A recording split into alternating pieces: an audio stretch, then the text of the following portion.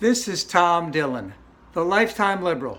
Today is Friday, June 1st, 2018. The title of this rant is Wind and Solar Energy Are Crushing Coal. So in the first 2 months of this year, in January and February, 98% of the new energy production brought online came from wind and solar. About 350 megawatts of that is in Iowa, and I think 80 megawatts of that is from Arkansas. Red states are seeing the benefits of renewable energy.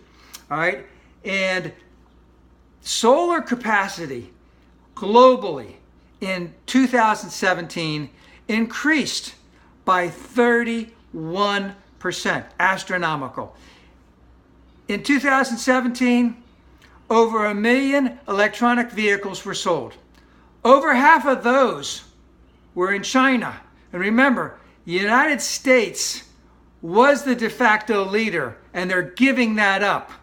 54% of those 1 million cars that were sold, EVs that were sold in 2017, that represented a 54% increase over 2016. Electronic vehicles are going to be the wave of the future. In 2017, in Norway, 39% of all vehicles sold were electronic vehicles. So we know this is going on.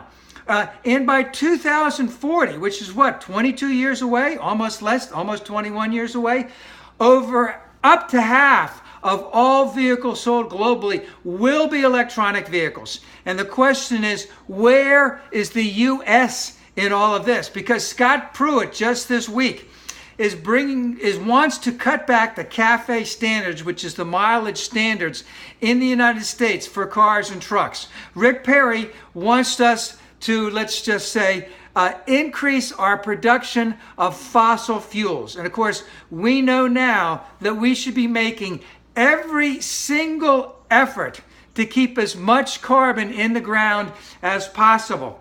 You know, America has always been a technological leader, and we're throwing our leadership away. We're giving it away to China, and other nations are looking to gather and to go against us because we're giving it away. You know, and also Scott Pruett this week, and we knew this was going to happen, by reducing those CAFE standards.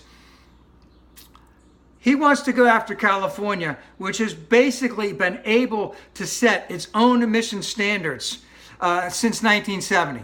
I don't know if you remember. I remember, you know, the smog in LA was just unbelievable back then. And of course, there was lead in gasoline at the time. So we have really an absolutely vile human beings who are working for this administration, who are taking the United States down. The world is moving on, and even though we're making tremendous strides, just I mentioned at the beginning, with a tremendous amount of increase in solar and wind, this administration is trying to hold us back. We need to get rid of these vile human beings. We must continue the resistance, and we must vote.